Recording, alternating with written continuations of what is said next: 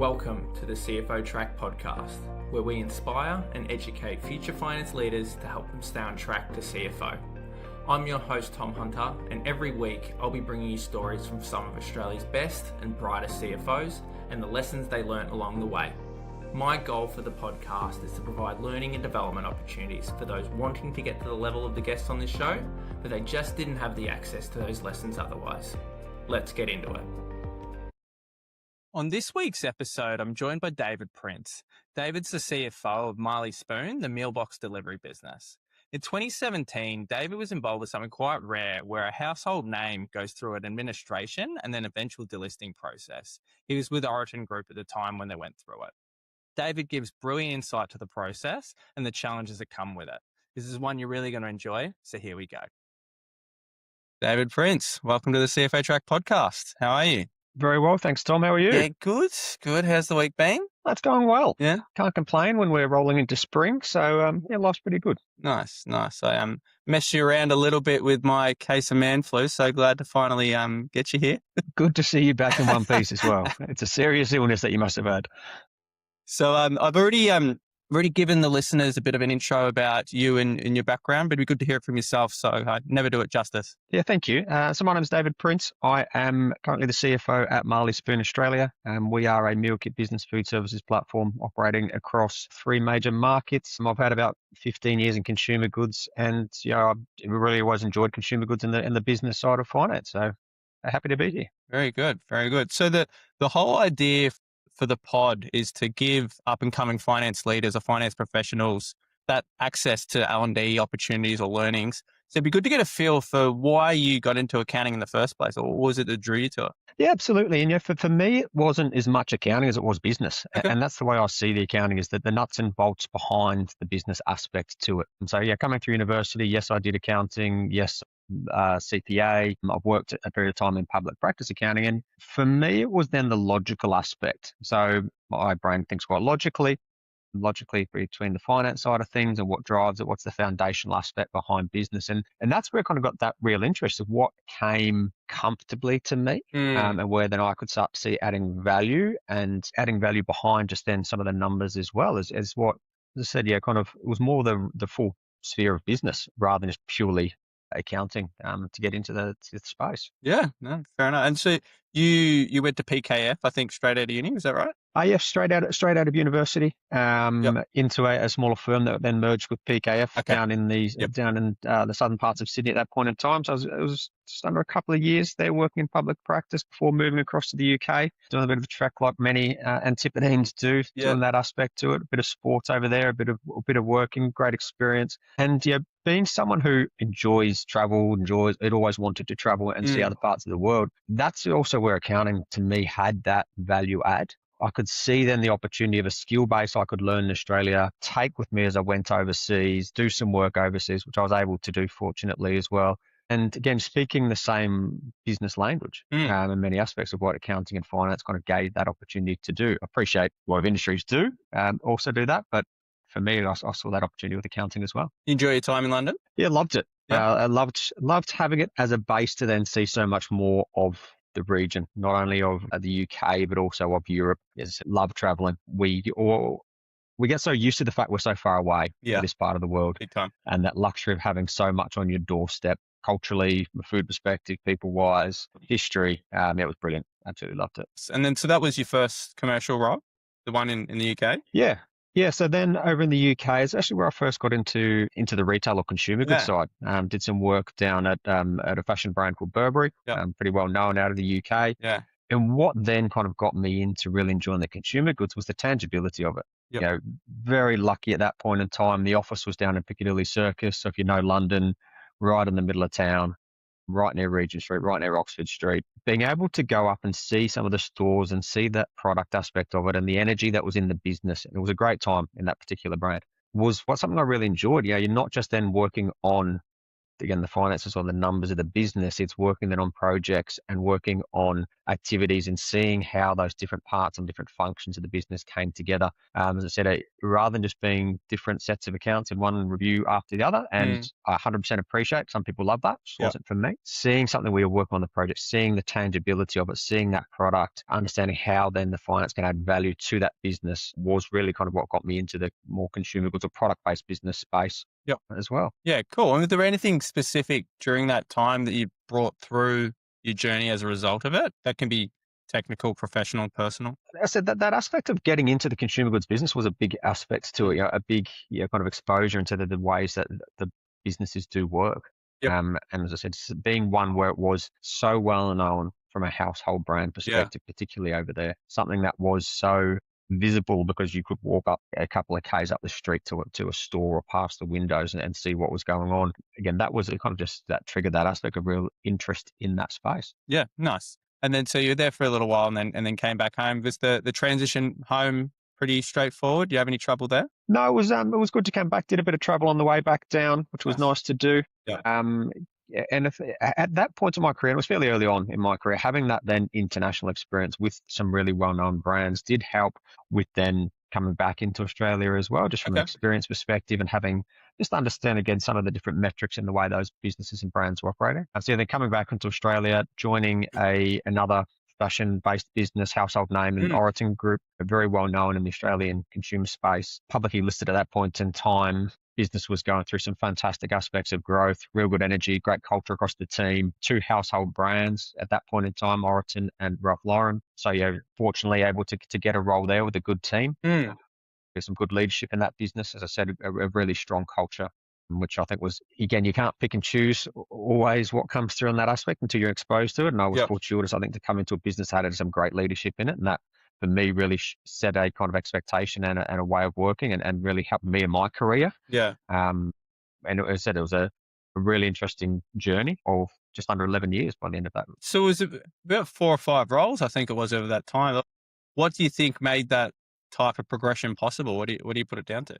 So it was, to me, it was the connection as well. As I said, I always enjoyed the more business side of it. And so Oroton was going through a lot of change, a lot of growth, challenging itself and the way that it worked to give more to the customer, more to the consumer, really continue to elevate the brand, elevate the business, some really good brand results, product results, financial results. As I said, ASX-listed at that point in time, well covered.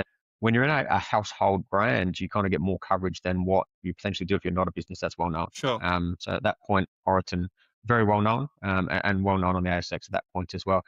What was then for me so exciting and so interesting was the business was changing, and then that presented opportunities, to take my skills and interest outside finance into other areas of the business. So as an example, that point, going through a lot of expansion from a retail perspective. So there's a lot of investment, a lot of store assessments, new opportunities. Taking a financial modeling lens, a commercial lens, then enabled me to step into supporting the business through property functions and capital investment aspects.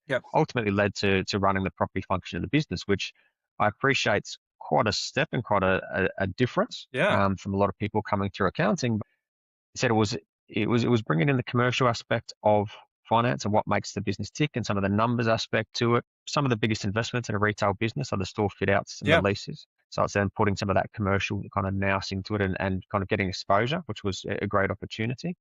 And it was something I enjoyed because it then, as I said, it put me into different aspects of the business as well, gave me different exposure into what makes that business tick and what makes a lot of businesses tick. Yeah, nice. And so what specific advice would you give to someone that's looking to make that similar style of progression, either still within the business, but more business facing, or just progression over a period of time? Yeah, and there's a number of different areas of the business you can step into, and it's when I'm catching up with my team members in particular now, I'm always asking those questions: are there other areas of the business you're interested in? And not everyone is. Some people are purely finance, and I respect that, purely accounting, purely technical, and that's where they want to stay into. But for a lot of other people, you're right, there's that interest in property, supply chain, logistics aspects to it, procurement, whatever it may be, even into the different aspects of marketing or product development. And utilizing then your commercial skills or your lens on the business, I think you can start to add value into those areas of the business. So it's putting hand up for projects and getting involved in projects,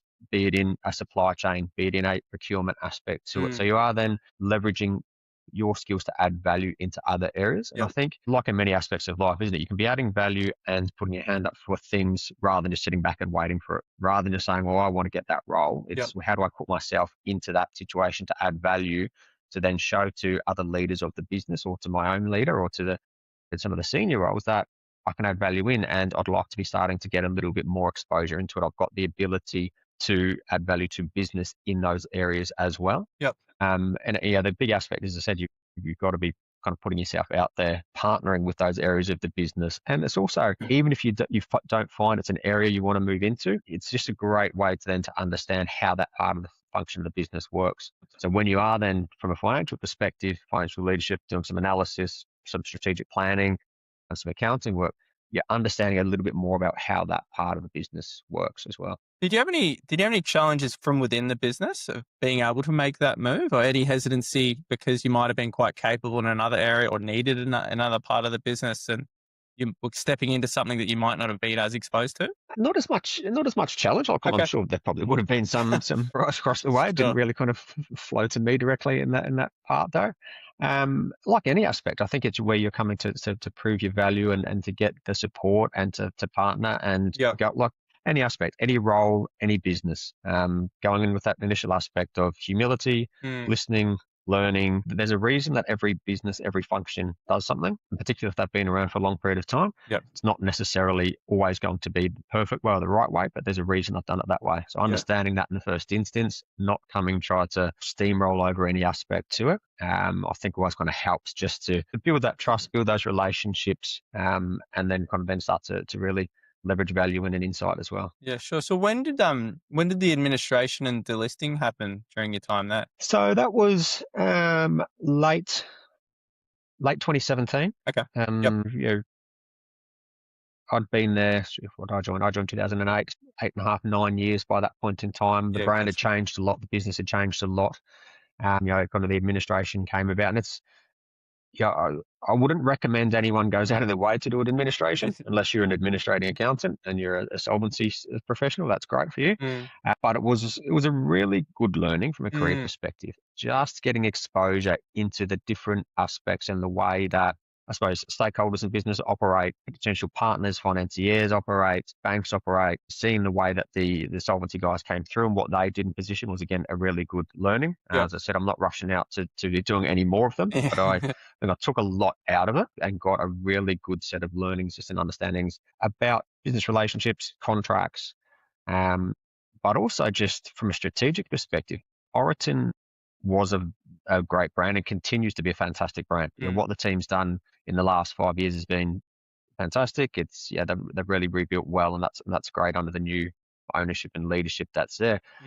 But Oriton is by no means alone. There have been a number of other brands. Daryl Lee's another prime example. Household brands, incredibly well loved, really good product. Majority of people would never think that a brand like that could have challenges. And it just really does go to show that even with all of those key metrics, or almost kind of key aspects to what you'd consider a moat to a business success, there are other factors at play around the debt structure that's in a business at a point in time, and just around that full connection to brand value and full connection to strategic direction, that you don't have to get it that fundamentally off the track to all of a sudden have a fantastic business going, we're in a bit of strife here. So leading up to the event, what's happening around you? Like what are the triggers that set it off?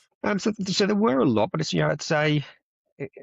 like an overnight success in many aspects. In when you hear singers and athletes talk about, I'm not an overnight success. There's been a lot of things going on for the last 10 to 15 years. And in many aspects of administration, it's not an overnight issue. It's something that has been building, or our business is running into that aspect. So, we, at that point in time, were operating the Oriton brand. We were operating the business called The Gap, which a lot of people would know as well.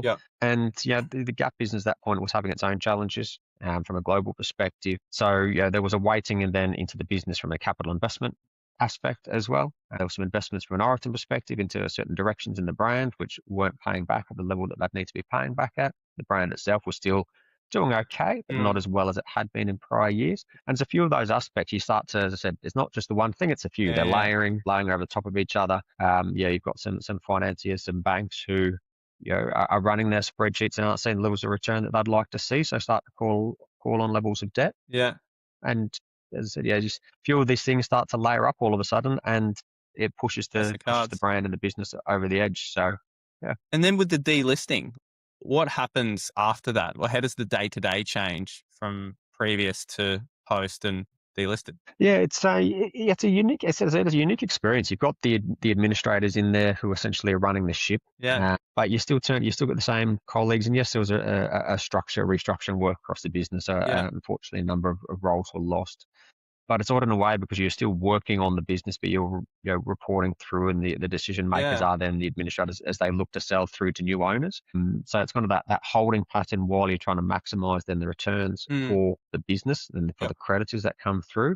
Then to the new ownership aspect and new owners coming and ultimately setting their direction. They've bought it with a vision. They believe in the vision, the brand, the business aspects of the team to how to relaunch. So you do want to go through a fresh start. The business did move, even the simple aspect of moving offices. It's not anyone who's ever moved office and actually been involved realizes that's not an easy process in itself. It's a big task, but just that fresh start.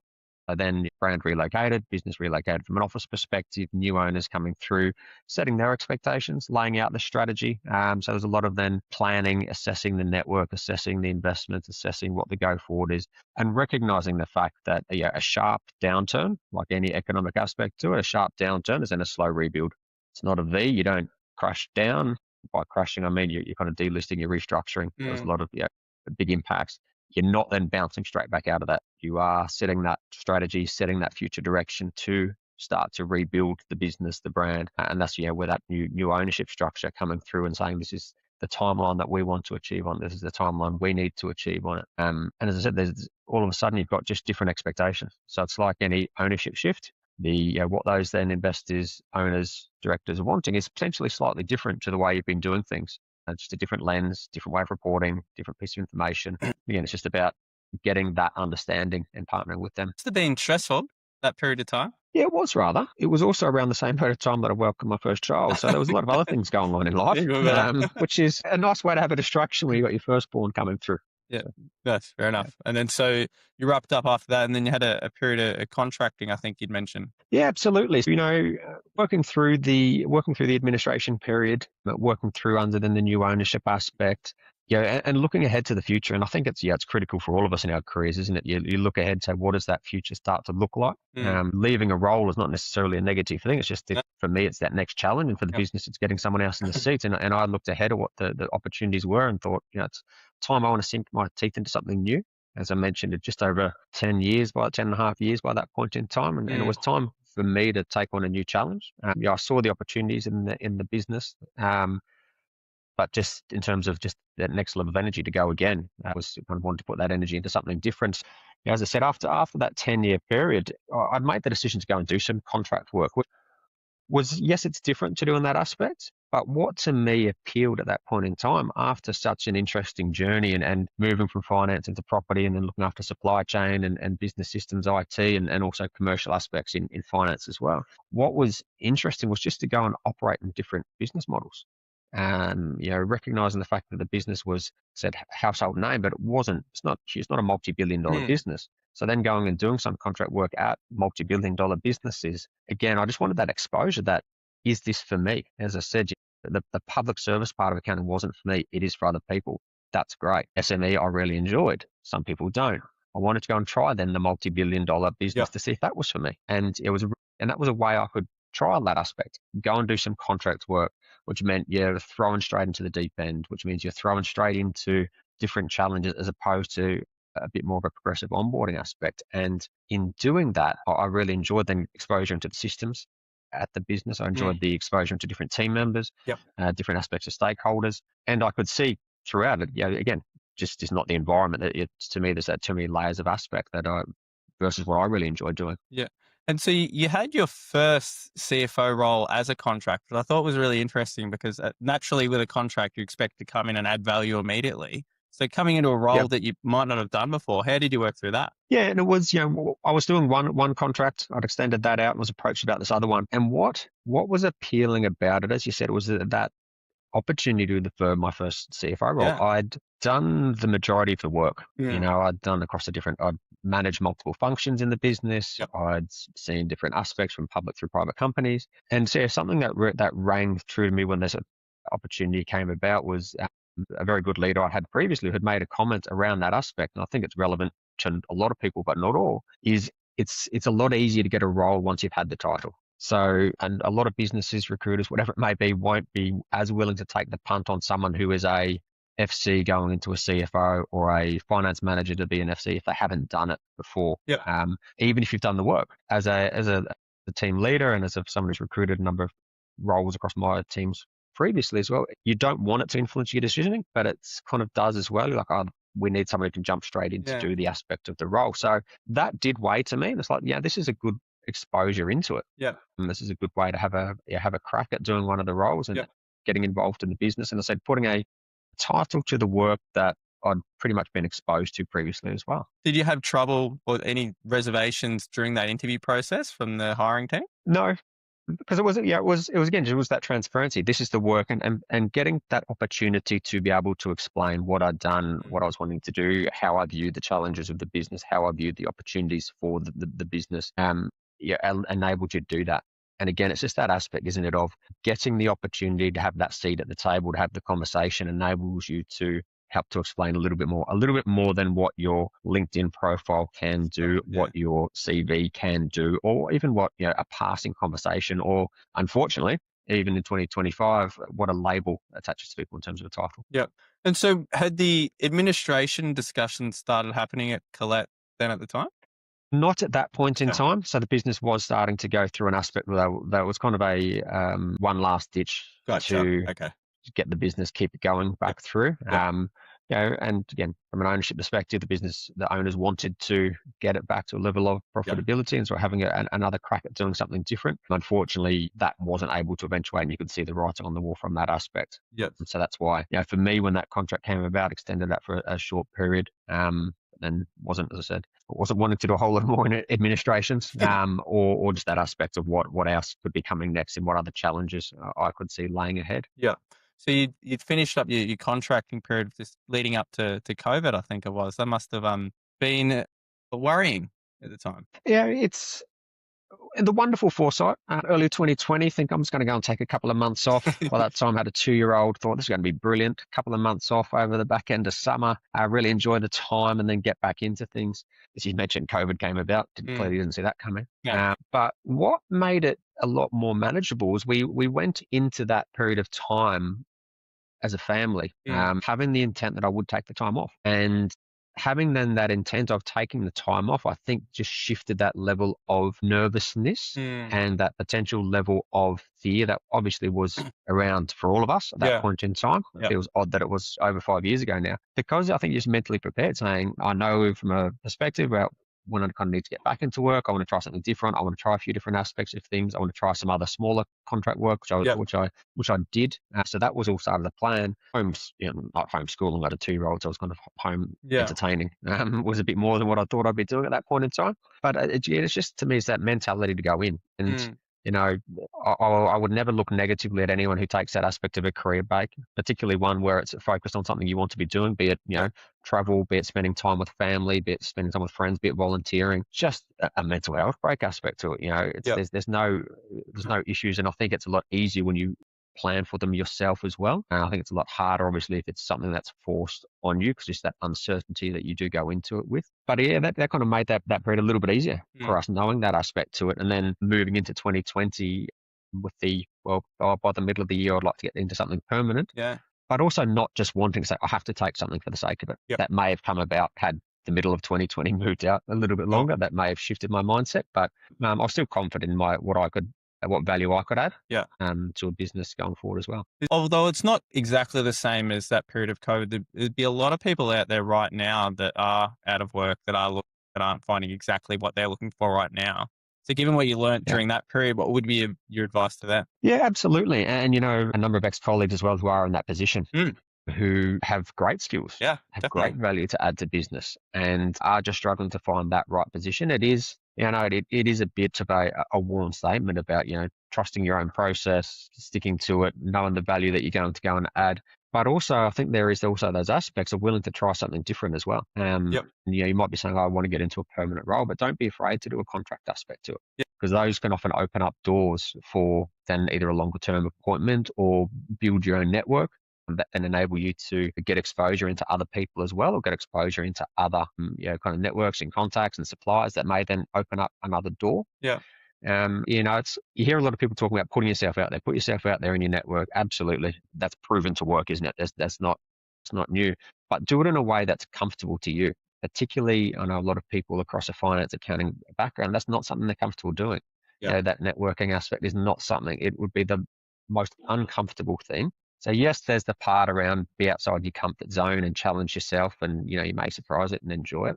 But also don't do it to the point of detriment that it is making you physically sick. Yeah. It is that part of find your way of doing it, find your way of networking, be it online, be it through connections.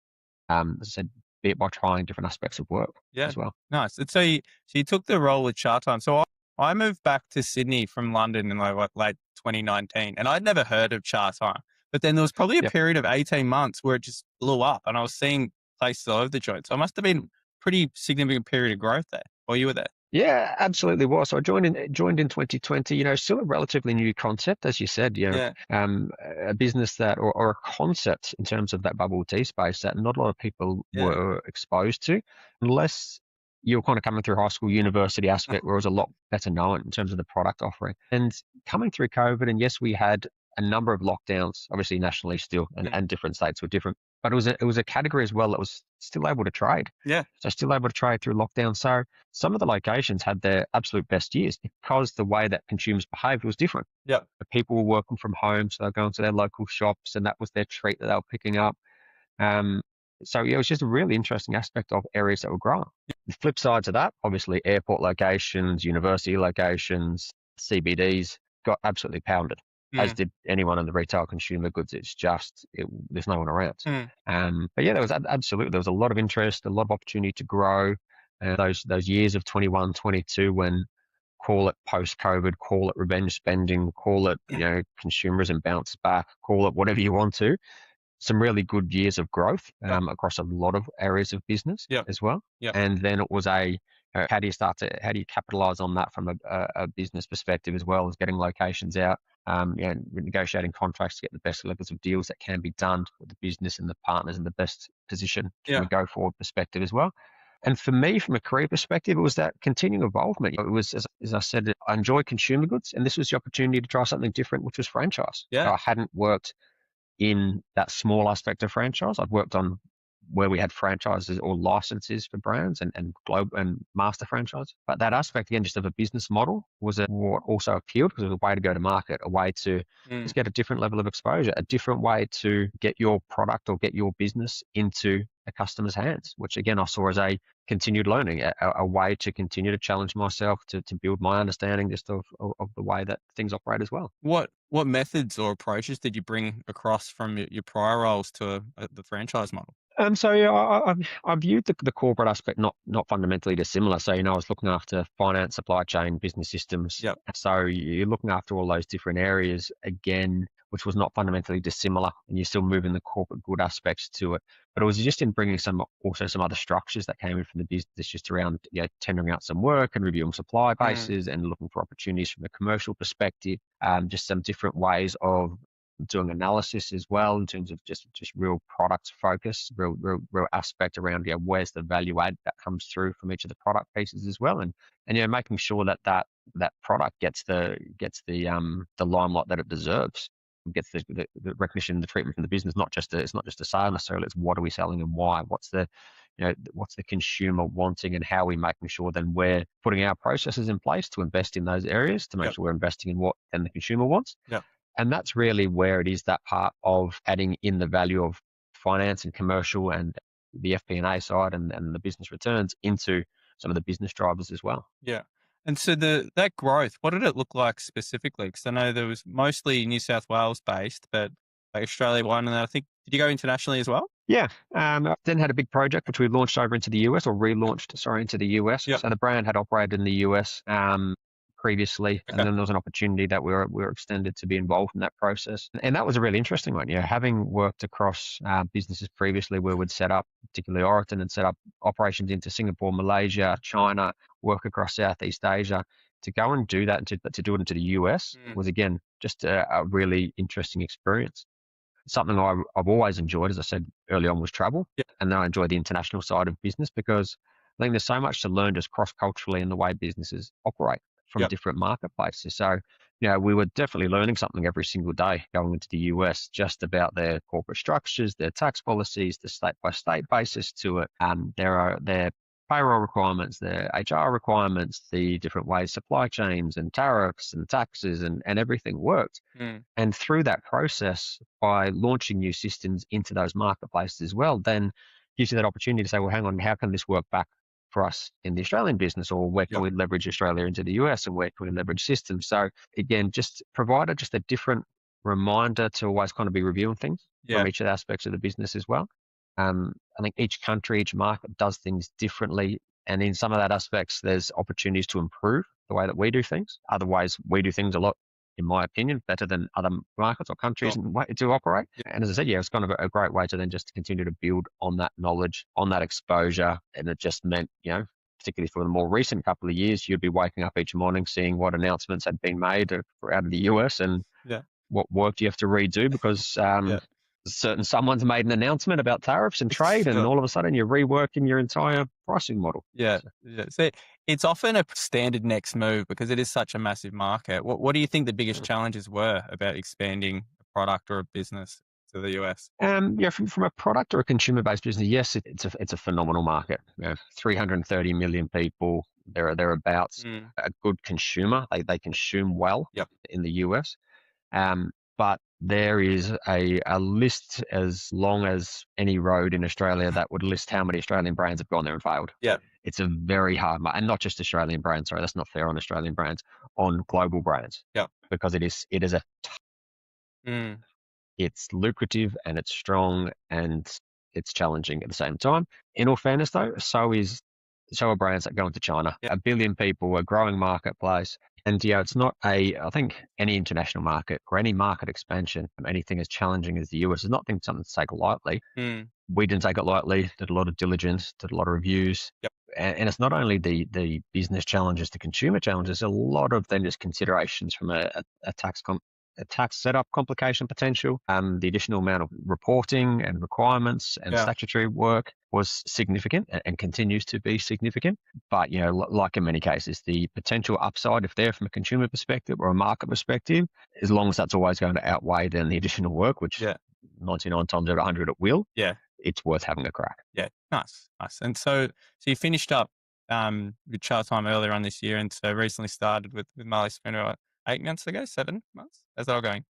Yeah, just under 7 months ago. So it was earlier this year. Exciting change. What was, to me really interesting, again, you're still playing in the consumer goods broader spectrum of space, product-based businesses, and yes, interested in other aspects of business, but it's an area I've spent a lot of time, and it's an interesting area for me in business in many cases.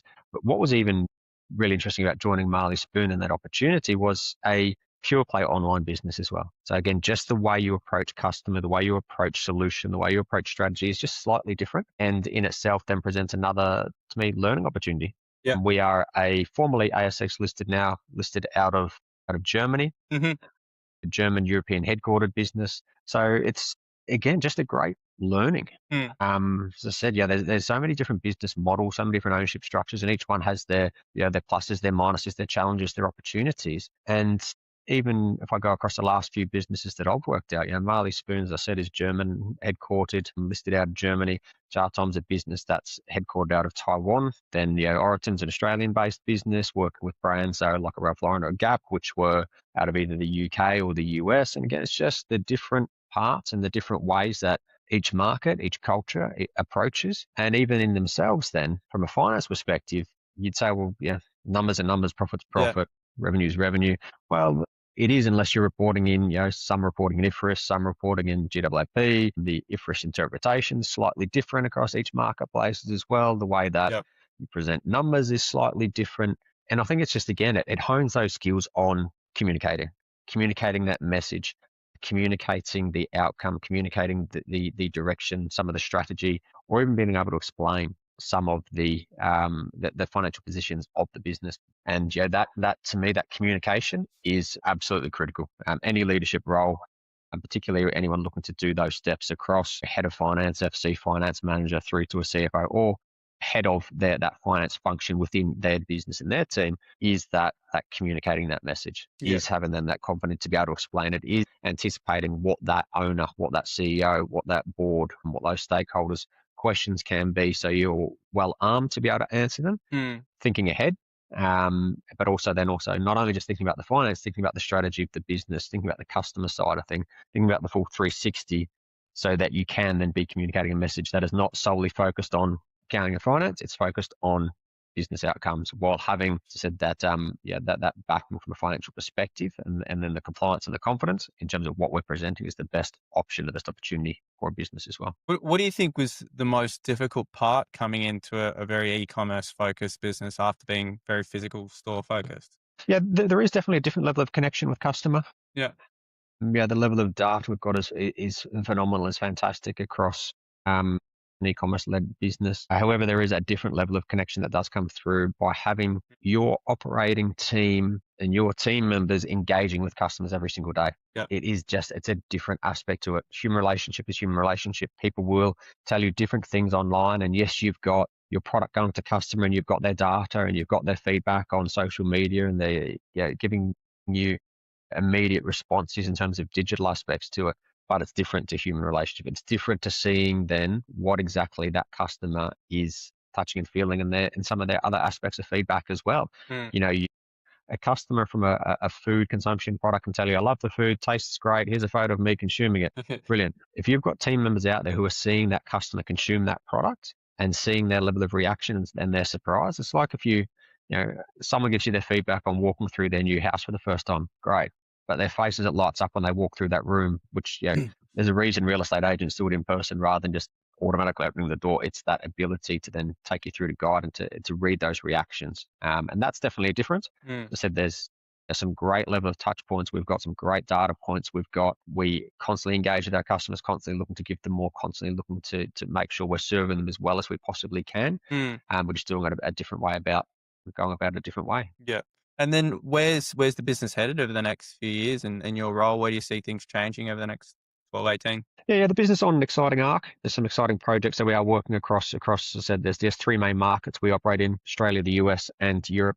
They're really kind of continuing to evolve the offering. While it may be kind of a household name and a household concept, Marley Spoon's only been in Australia, I say only, for 10 years. Yeah. So it's a relatively newer concept in that aspect, but it's how do we continue to evolve into food services? How do we continue to give our customers more? We've just opened up some offerings to single person households. We're extending the range into a larger person household as well. There's even that aspect where we'll be able to service 25% of Australian households, which is people who live by themselves. They haven't had that access to the brand before. So just even that aspect is exciting, to be able to extend the product offering into more customers. And as I said, we're always looking at ways of how do we then partner from a financial perspective to continue to add value across the margins back into the business around what we're getting into customers as well. The more efficient we are in our operations, we can pass it on to customers as well. So it's really a win-win as well from an outcome from both parties. Where do you see the industry going, necessarily accounting or e-commerce food, or where do you see things changing in the next 5 or so? Yes, everything's going to get impacted by technology. We use technology a lot in our business, as does every business now. I know I personally use it a lot more than I historically have. I also recognize the fact that I'll use it a lot more next year and a lot more the year after than I have historically. The systems that I no doubt I'll be using in 26, 27, 28 potentially haven't been written yet or haven't been exposed. And that's exciting in itself, that is continuing to evolve. And I think that's absolutely across accounting is something we all need to be across, is that openness to utilize more of those systems.